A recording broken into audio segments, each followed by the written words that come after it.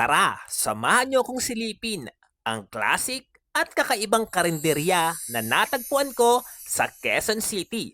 Walang iba kundi ang Pinta Modern Karinderya. Unang pasok mo pa lang, ramdam mo na agad ang napakagandang ambience. Sobrang linis, sobrang cozy, at talagang very Instagrammable ng lugar. Ang sarap magtsikahan sa ganitong klase ng lugar, lalo na kung kasama mo ang pamilya mo o barkada. Ang team nila rito, masasabi mong karinderya na pinasosyal. Simple pero premium ang dating. At pagdating sa pagkain, grabe.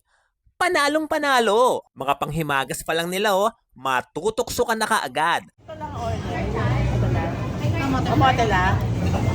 Pero syempre, hindi dito papahuli ang mga ulam. May grilled tanigay skewers, sambal grilled pusit, toge, roast chicken, grilled boneless chicken, grilled liempo, bagnet kare-kare, sinigang na tanige, binta lengua, at marami pang masasarap na Filipino dishes. Ano? Walang Bakit walang salamin? 4,000 ba?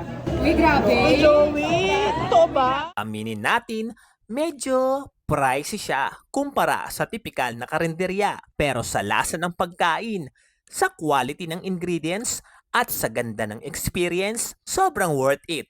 At panalong panalo. Every bite, parang may kwento. From childhood favorites to new family traditions, Binta is not just a meal.